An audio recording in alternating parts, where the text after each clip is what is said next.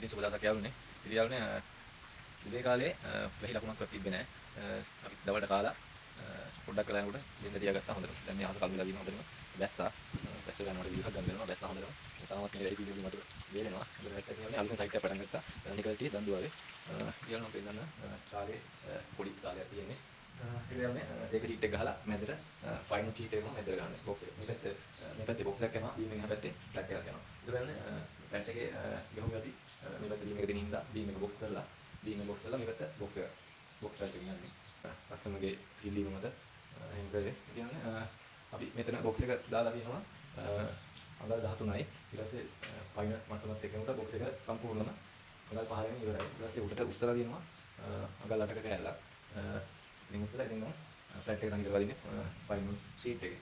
ඉතින් සාලේ අල්ලක් අඩි ඉතින් ලස්සනයි සාලේ හොඳට පෙනුමට තියෙයි.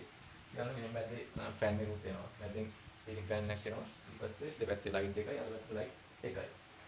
ඉතින් යාළුවනේ එහෙම තමයි සයිට් එක යන්නේ. තාම නම් මේ ෆ්‍රේම් එක ගහගෙන යනවා තියෙන්නේ. මම වීඩියෝ එකක් දාන්න ෆිල්ම් ගහලා ඉවර කරපුවම පෙන්නනවා කොහොමද කියලා යාළුවනේ. එහෙනම් යාළුවනේ ජය වේවා. සුබ දවසක්.